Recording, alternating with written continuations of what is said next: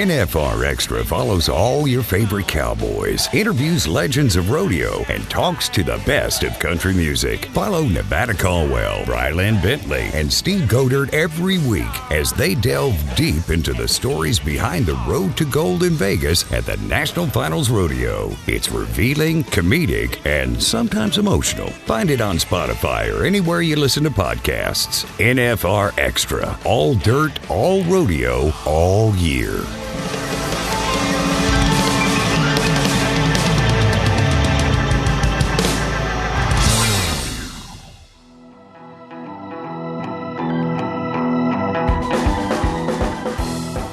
Yeah, that was one of my philosophies. You know, the kids that came and rodeoed for me, I got ones that were going to be good in the arena, but also good outside of the arena, in the classroom, in the community. You know, I tried to instill that on them too. You know, that yeah, you can win all you want, but if you're a little turd outside, you know, it doesn't really translate well when you're going to try to sell sponsorships and they hear about bad things that you do all the time and not the good. NFR Extra, episode 98. Jim Dewey Brown shares his experience building the New Mexico State University's rodeo program from the ground up to setting the stage for the College National Finals Rodeo and his most recent endeavor, becoming the GM of the world's oldest rodeo, Prescott Frontier Days. Do you have a College National Finals Rodeo experience? You? CNFR experience? Yeah. I attended CNFR and had a lot of fun, but I did not compete at CNFR, no. How does that work? How do you, he's with New Mexico, or at least he was. So the CNFR, so very similar to NCAA, we are NIRA. It's separated off of college sports because of the fact that we simply make money. You know, we are getting paid off. So that's the only difference between the NIRA and the NCAA. Everything else still falls into the same GPA requirements, you know, all those fun details. To get to the CNFR, each region is a little different. Like we only, as a West Coast region, we only have 9 rodeos. And they are Cal Poly, Cuesta, Feather River, West Hills, Las Vegas is our regional finals, Fresno, which is Clovis. Might be forgetting one, but that's okay. So each of those rodeos are run differently, same as like PRCA. Like some of them hold an average, some of them are round wins, some of them are 2 goes, some of them are 1 head, and that's it. So it just kind of depends on there, but it's points based. So you go into regionals with your points, then regional finals, top 3 of your region in each event go to the CNFR. Like how far did you ever make it? I mean, is it team or is it individual based? So it's actually both. That is a separation I guess I didn't include. So UNLV women's team has multiple national titles. How that works is you pick either, I might be wrong on this, it's 3 or 4 individuals on your women's group that will be your points getters. So say you have 10 girls, but you know someone's horse has been feeling really good, so-and-so's been roping really good. You pick those girls that you know are going to have a good weekend, and they're the individuals where their points will go to the team as well as the individual. So it's like gymnastics. Very similar, yeah. Yeah. But they have, everyone else is still competing for their own individual points. Gotcha. So is that like all-around kind of thing? It kind of just depends. So for example, myself, I was only running 1 event at the time, or I guess I was running 2.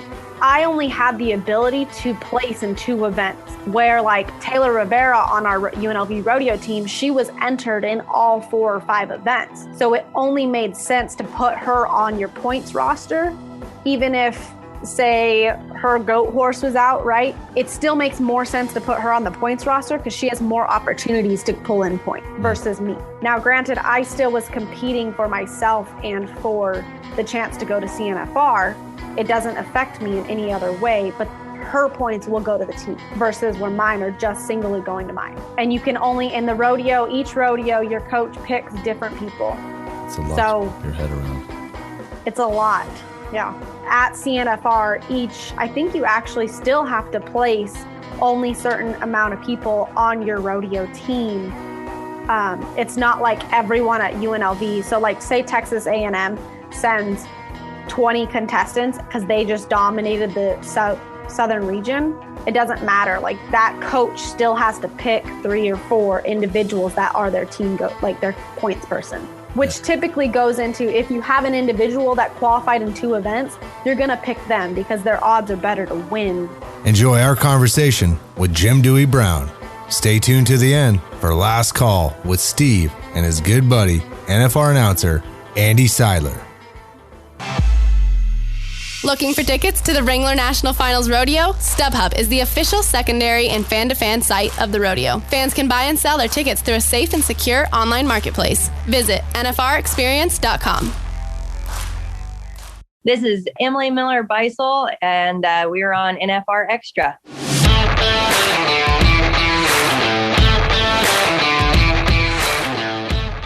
Jim Dewey Brown's rodeo resume is about as impressive as it gets. GM of the Prescott Frontier Days, College National Finals Rodeo, Arena Director and Production Manager, New Mexico State University's Rodeo Coach, President of the Turquoise Circuit Board of Directors, and much more that's not on this list. His passion for teaching rodeo to the youth reflects his love for the Western lifestyle. He spent 13 years coaching college rodeo at New Mexico State University and was named NIRA Coach of the Year in 2007. He doubled the enrollment in the program during his time coaching. In addition, Jim has vast experience in rodeo and equine events. He's produced the College National Finals Rodeo for over 10 years, Turquoise Circuit Finals, plus director of the Socorro Rodeo and Sports Complex. And now, his next adventure, general manager of the Prescott Frontier Days, the world's oldest rodeo.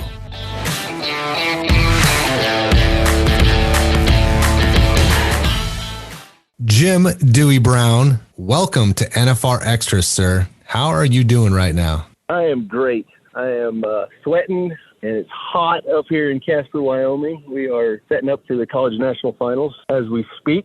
And yeah, I kind of took a little hiatus from Prescott Frontier Days to run this little show up here. Your resume, your rodeo resume, I'm God knows what your other personal resume is. I'm sure it's impressive as well, but let's see, GM Prescott Frontier Days, College National Finals Rodeo, Arena Director and Production Manager, New Mexico State University Rodeo Coach, President, Turquoise Circuit Board of Directors. Like I said, I think there's probably more to that list. Where, why, when did you get involved in the rodeo industry? Where did this all get started for you? It started, I didn't start riding broncs until my junior year in high school, and I ended up 5th both years, missing out trip to the national finals. But where I wanted to go to school was, a buddy of mine had been there, and he spoke very highly of Bob Doty, coach at Tarleton State. And so that's where I went, and I went on a academic scholarship because the smartest bronc rider he's ever met. I was salutatorian, graduated salutatorian of my class. So nice. Anyway, and I really, really looked up to Bob, and that's where I got into, the production. I helped him out a lot, and I ended up being his work study for years. And then I went on and became a grad assistant and his assistant coach at Tarleton when I was getting my master's. And that's where I geared everything towards coaching. Well, I always had that passion of producing events and putting on rodeos. It just really sang to me, and that was my calling, that I felt. And so, I coached for 13 and a half years. Once I left Tarleton, I went and I got the job at New Mexico State, and I was there for 13 and a half years. And I was ready to branch out in, facilities, get out there and do bigger and better things and really get out there. And so when I left coaching, I was kind of a gypsy for a little bit. In my hometown, they were building I think it was a $2.5 million facility, covered arena, outdoor arena. And it's, 20 miles from the ranch where I grew up. So that was nice. So I kind of hung out until they was done, and they actually opened that position. But while I was doing that, I was working for Harry Vold at the time, Harry and Kirsten. And of course, this was a year before Harry passed. So I flanked for them after the college finals. I started flanking for them, and I flanked the rest of 2016. So I got to go to the NFR with them, flank forehead there. And then in the meantime, in October is when they opened up that position in Socorro. And so then I became a tourism director and events manager, which I was more focused on the events manager portion, running the rodeo arena. And I was there for 4 years. And then, of course, COVID kind of put a hamper on everything in New Mexico, like everything. I kind of laid on the bullet, took a furlough instead of moving departments. They were talking, we can move you to the dispatch or animal shelter, and that way you save your job. And I was like, nah, not really. So I just went basically jobless from June until February is when I took on the general manager job at Prescott Frontier Days. Yeah. What did you do? I mean, we've interviewed a lot of folks in the industry. Everyone's done everything from, just odd jobs to finding rodeos to just helping out. Was there, you said jobless, but man, everyone I ever met in this business. Yeah. You're busy. What were you doing? I was jobless, but I was working on the ranch. My family has a ranch. My mom and dad run, and there was a lot to do. There was kind of some I wouldn't call it deferred maintenance, but the stuff that we put off, just because we hadn't had time. And I ended up putting in, I think 12. I know we put in 8 of our own big old 11-foot tire troughs. So I put. Wow. I was running tractor and working hard and putting, just doing ranch stuff, and then we put 4 in on the neighbors. So yeah, we were busy. I was really busy. So you're going through this process, and then this job. It sounds like an awesome job. For someone who's what you've been through and kind of your experience, you land that spot for your age and what you've been working at. Right. How did this whole GM of Prescott Frontier Days? How did this come about? Well, it was. It's always, I was always looking for, what's the next step? What's the next level of, and I did really well with Socorro, but, it's a small town, and, it was right there close to home. It was nice, but, it doesn't get me to that next level. And, and whenever JC announced he was retiring, I kept my eye on it, and I put in for it. And I knew a lot of the people on the committee and in that town, because my dad was born and raised there, and, I have family there, so I was always there. That was one rodeo I always entered. I think I went to it every year that I had my card. So, and I actually won it twice. So that was nice. It always called back to me. So. You are listening to NFR Extra with our guest, Jim Dewey Brown, General Manager of Prescott Frontier Days, the world's oldest rodeo. Let's take a quick break.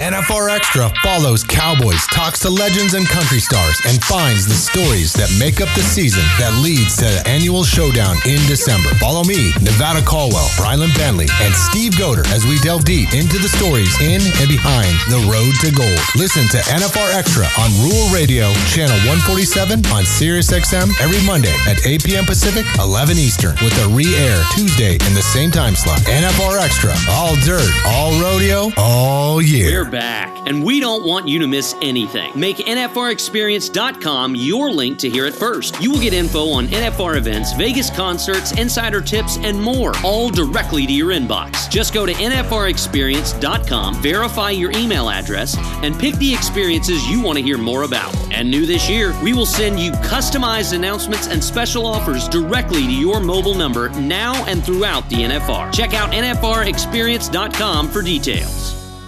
This is Jacob Edler, world champion steer wrestler, joining you on NFR Extra.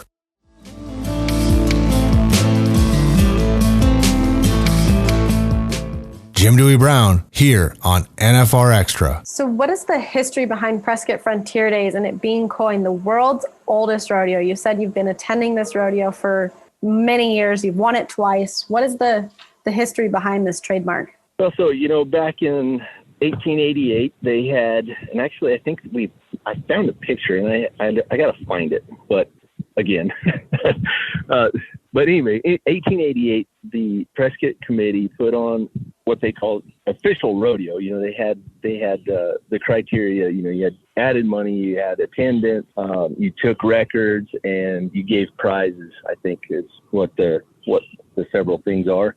And they were the first one. You have a lot of places that had a rodeo or a bronc riding or a teen tying or whatever it was, I think at Pecos and, like Deer Trail, Colorado, I think they had a bronc riding. But as far as a full-fledged rodeo where there was, multiple events and lots of cowboys and then like all those things, I just said, the added money, the prizes, the record keeping, that's where it started. And they, obviously 134 years later, here we are. I think I've noticed that everywhere I see the term the world's oldest rodeo, it's trademarked. Is that to hold on to the fact that it's a true fact that it's the world's oldest rodeo and then to secure that? Yes.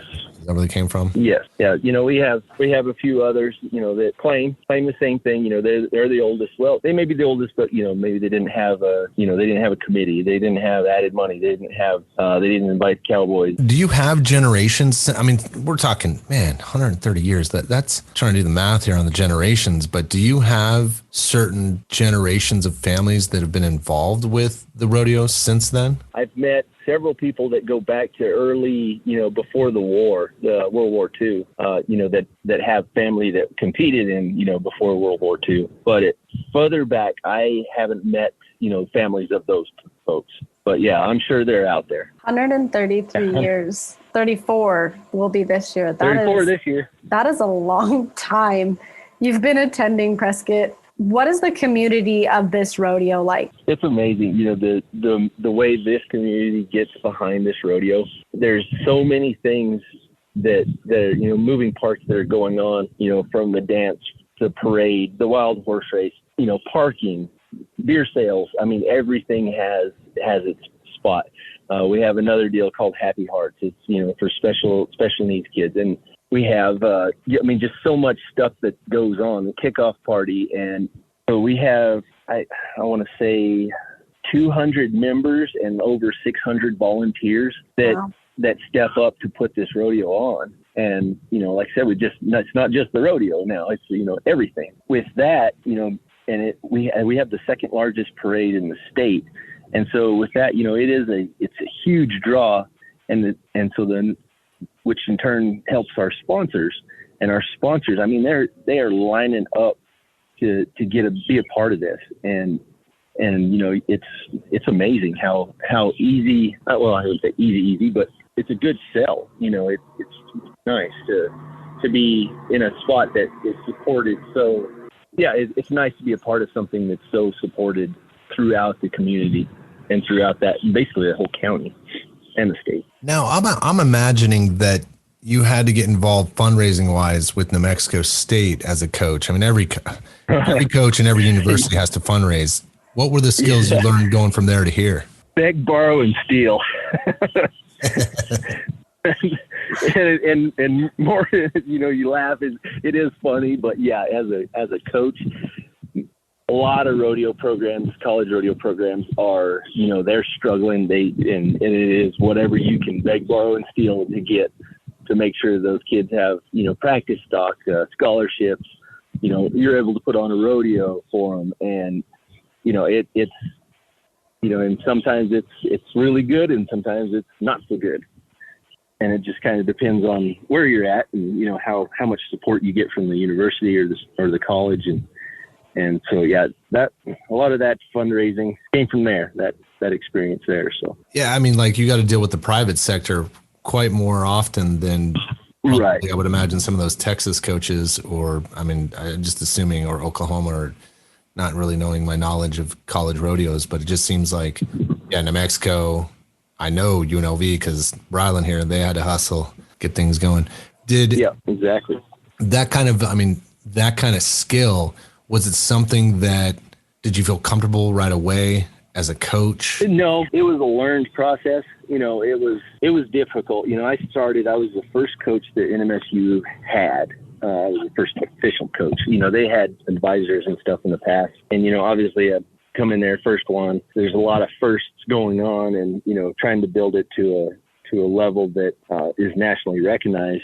There were some growing pains for sure, but we got it, and we lined up some really great partners. And, by the time I was over, Bolds did my rodeo. They actually also provided the practice stock for my kids all year long. I took care of the old timers, And so we got to book them every week. And then she had my rodeo at the end of the year, and we won rodeo of the year, I believe 9 times in a row. And then I won it again when I put a standalone on at Socorro. So that was nice. But yeah, so, as far as, putting on, when I left, like I said, we were funded. We were really well funded as far as, putting the rodeo on and with our sponsors and our partners.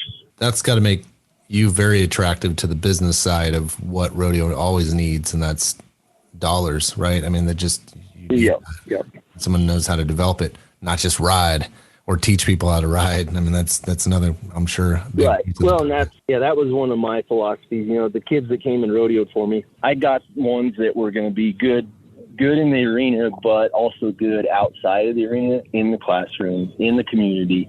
I tried to instill that on them too.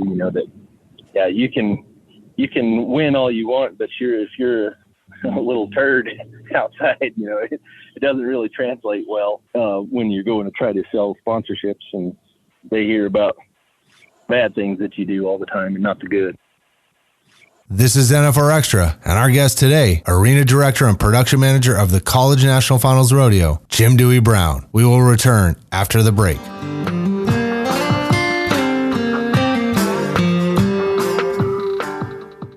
NFR Throwback with Pro Rodeo Hall of Fame announcer Bob Tallman.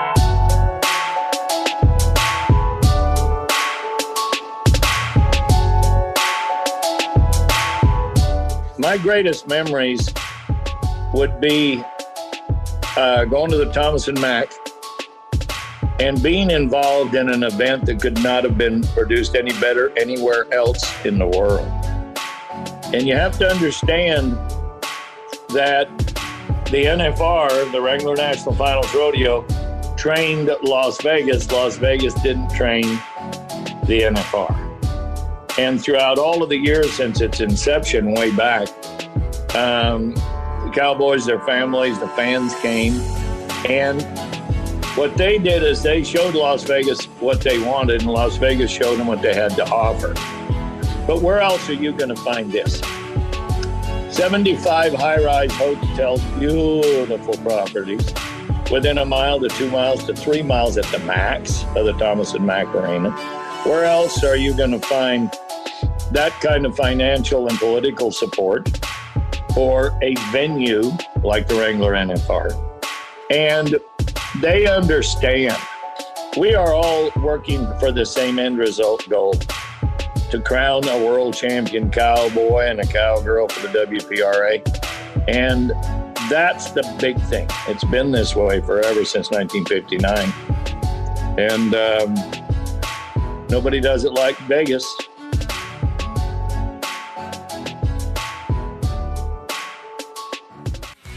In Las Vegas, December can only mean one thing: the Wrangler National Finals Rodeo. The NFR is the culmination for the top contestants in the world seeking to share the $10 million purse and the coveted gold buckle. For fans, Las Vegas transforms into the greatest Western party in the world with the NFR experience, which features Cowboy Christmas, the Junior World Finals, non-stop entertainment, custom viewing parties, and so much more. Follow all the action at NFRexperience.com. Great moments, great champions, great memories. There's only one NFR. There is only one Vegas.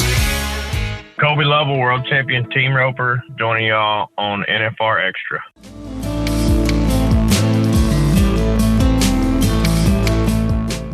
NFR Extra with Jim Dewey Brown. Let's talk about two areas of the college universe for you.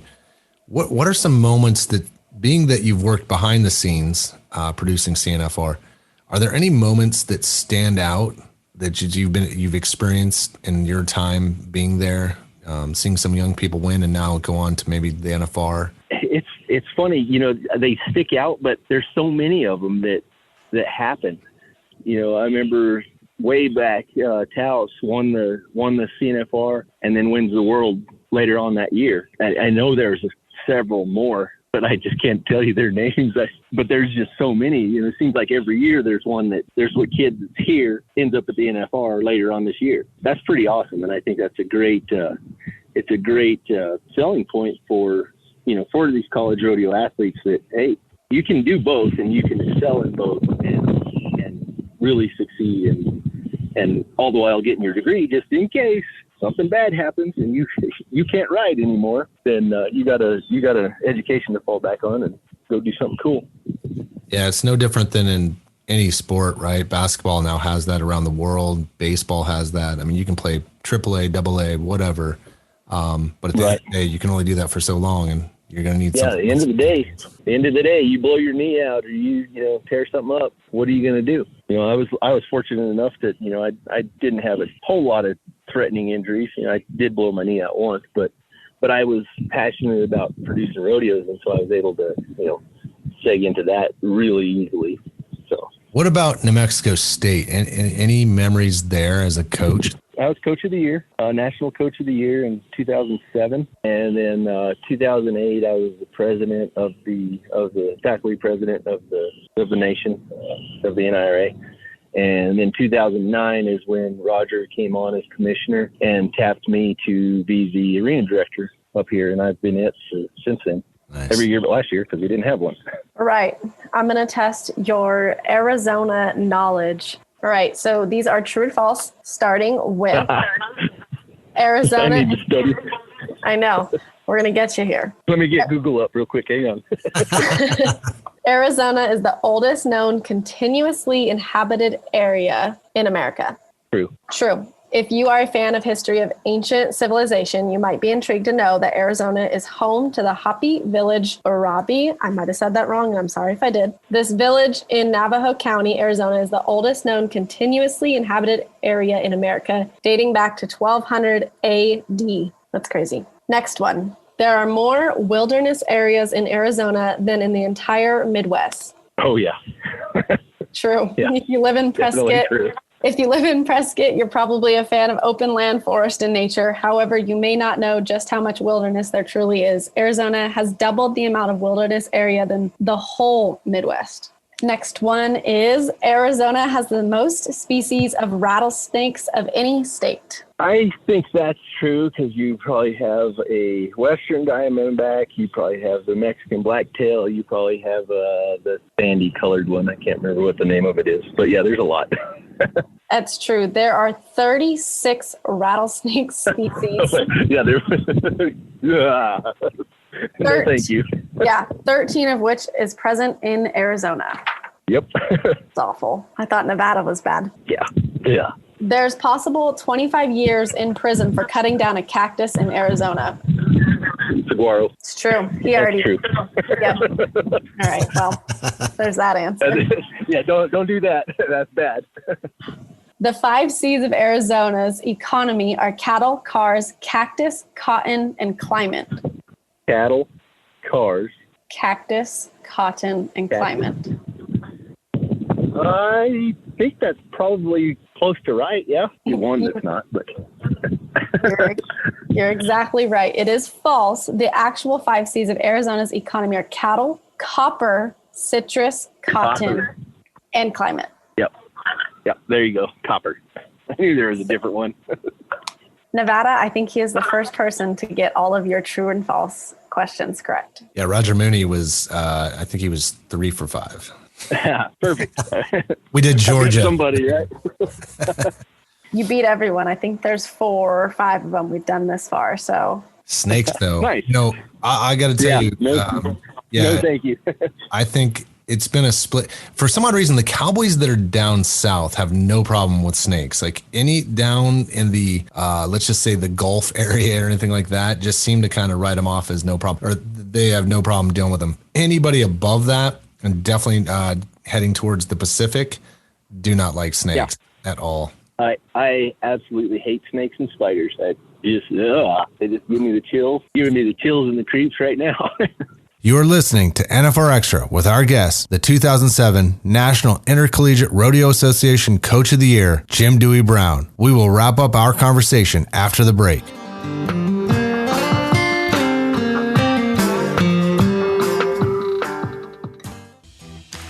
Every December, the eyes of the rodeo world are on the Wrangler National Finals Rodeo, the world's richest and most prestigious rodeo. And now you can follow the NFR all year long at NFRexperience.com. You'll find information on Cowboy Christmas and the Junior World Finals, unique blogs and content, access to NFR Extra, and much more. With the Stay in the Loop Club, you'll also have a chance to win a trip for two to Las Vegas 2021 for the world's greatest rodeo. Don't get left in the dust. Stay in the loop, stay in the know, and win at NFRexperience.com.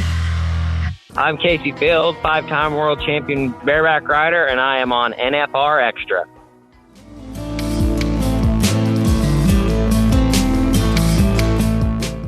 Jim Dewey Brown is here on NFR Extra. Going back to your rodeo coming up here, what are first of all, I mean, you get the job, you're coming out of COVID, which you said you were jobless because of that situation. What are the new things that you've had to adapt to, or are there any heading into this rodeo based off of, what's happened the past year? Well, I would say, one, we lost the skybox, because it is an expense, a pretty large expense.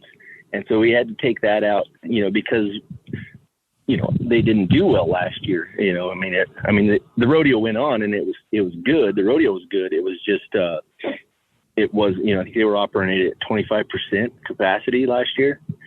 And so we're 100% this year, but, we lost the skybox. So I guess, when you come down to it, which is an extra, I think it's 400 some odd seats, that we're losing. And so, so that's going to be, one thing that we got to build towards. The other thing is, is you don't know until you're there is, how I wouldn't say how fearful or afraid somebody is to come back into a large, packed house seating, close quarters. It just depends on what they're, if they're vaccinated or, if they don't fear what's going on. I guess that's one challenge that's, always in the back of your mind. And I worried about the sponsorship, coming in this year, and I don't have to. The sponsors are ready to get rolling, and we had a lot of new sponsors this year. What's the capacity of that rodeo? Almost 5,000, I think.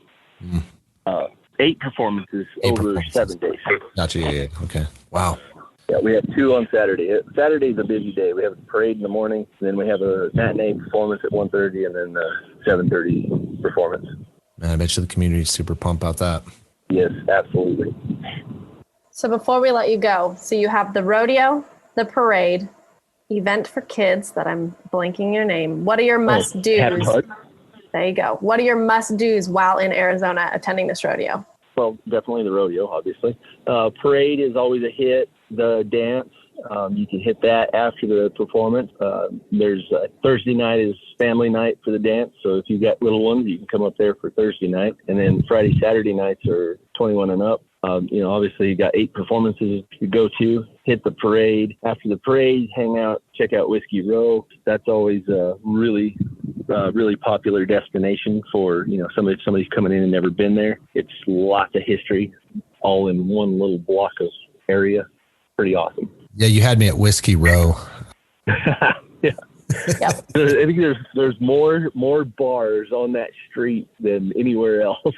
So, Mr. Jim Dewey, I got to tell you, man, I'm kind of wishing that I could get down to Prescott, because I know that our guy Bo Gardner hit it up last year in the capacity that was in. He couldn't stop talking about, once we get past this COVID situation, how much he wants to go there, and which I have a funny feeling he'll be there. But again, congratulations on the job, how far you've come with what you're doing. And it's cool, man, to be, let's just say, post-COVID Prescott Frontier Days, oldest rodeo, et cetera. Congrats, man, on kind of getting this ball rolling for you and the CNFR. Thank you very much. Thank you for joining us. Thank you, guys, and thank you for what you guys are doing to keep us rolling. All right, Desperados, last call. I haven't been this excited for 21 since I myself was 20, because all of this let's do this. All right, friends, this is Steve Godert, professional rodeo announcer and auctioneer. Joining me right now, my good buddy, the 2020 Wrangler National Finals Rodeo announcer, Mr. Andy Seiler. What's shaking, my man? Nothing to it, Steve. I was one of three. Okay, so before you start pandering, I was one of three, not the only one. So I didn't don't say even start with that. One. I just said NFR announcer, so you can't discredit me on that. No, that is factual. I have the buckle and I'm keeping it. So yeah, did have an interesting, chat with Jerome Robinson because they were setting up the PBR here, and it's pretty cool to talk to like an old school cowboy like that. A guy that's been there and done it all. Yeah, there's nothing Jerome hasn't done. Those guys will forget more than you or I'll ever know. Oh God! And you think you're cool until he like affirms the fact that he's been to damn near every continent with a rodeo. He's like, oh yeah, we shipped some stuff to Venezuela and Finland, and we went to Japan one time. And I'm like, you ever been to Nebraska? He's like, well, I live like 20 miles from there, but yeah, you're cool too. Well, that's what's crazy too is, I was around Cotton Rosser and the Flying U Rodeo Company crew for a while, and all that they did, going to Vegas was brand new. Then all the openings that they had, it was the never been seen before stuff. Yeah. And so the same thing with Jerome and the PBR and everything that they'd done along those lines. They had an opportunity to capitalize on something that has never been done before. Yeah. And so now it's like, well, how do you do that? What has not been seen before? And it's interesting to watch these guys too on how, with Sean Gleason too for the PBR side of it, on how these guys capture an audience because everybody wants the newest, quickest, fastest thing, and it's like, how do you do that with rodeo? Yeah. How many more times can you reinvent the wheel? Exactly. Exactly. We're all looking for the new fan. So there's no question about that. I think rodeo is one of those sports that when you get somebody hooked, their allegiance is there, yeah. But the new fan is what everybody's chasing in every sport, because you want to create that experience for who's going to be here for generations to come, not just, who's coming today. Yeah, that's when I was working for Feld Motorsports. Their target audience were boys that were like 5 to 12 years old. That's who they wanted to get because they had that impact on them. And then it was, oh, dude, I got to take my son or my daughter because my dad took me when I was little. So it's exactly what you're saying is that multi-generational sort of a deal. But it works because, that's for me for the longest time. That's what I did. I grew up going to circuit rodeos, watching my dad team rope, and that's where I was hooked. Growing up, I saw that my dad did it, and, my dad looked cool doing it. And so I wanted to look cool doing it like my dad did. So how's that going for you? It's going okay. I can't complain. Man, I'm super excited for 21 and the direction that it's going to go, and just kind of watch things unfold. But most of all, baby, I am looking forward to going back to Las Vegas. Oh, please bring it on. Like there's so many things, and I'm so appreciative of what Texas did. I really am, because it was nothing short of a miracle. And the Rangers were great hosts. There was just a group of people that pulled together to make sure that the National Finals Rodeo happened. And Vegas is included in that, because they said, hey, we give you a 1-year hall pass. You guys go to Texas, get these cowboys paid. But to me, Vegas is the home of the NFR since the year before I was born. And all the memories I have of the NFR growing up from the old, Winston rope and shoots and stuff. Just going back to the 80s and the 90s, the battles you had and the timed events where, heck, there were people that would stay for the tie-down roping before they would the bull riding sometimes, because they wanted to see Cody Ohl and Fred Whitfield battle it out, So that's what I grew up on, and there's a little bit of nostalgia for me, obviously. But I also like playing craps. I also like going to nice dinners with my wife. So yeah, I can't wait for it to get back to Vegas. Yeah, it'll be good, man. Well, hey, it was awesome catching up with you, Andy, and I appreciate your time, and look forward to seeing you on the NFR Extra more, and we'll be checking in with you and seeing how your summer develops, and some great new stories from the rodeo trail from you, buddy. Thank you, Steve. I appreciate you having me on.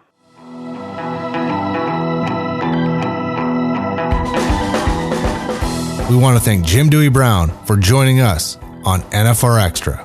Want to experience more of NFR? Then visit nfrexperience.com. And we invite you to subscribe to NFR Extra on Apple Podcasts, Spotify, iHeartRadio, or wherever you're listening right now. If you like what you've heard on NFR Extra, we would love it if you gave us a big 5-star rating and tell your friends how to subscribe. NFR Extra. All dirt. All rodeo. All year. Gotta make it out to Vegas, where the big boys roam, with the rovers and the racers and the bulls and the broncs, and the ladies in the skin-tight wranglers and the cowboy hats.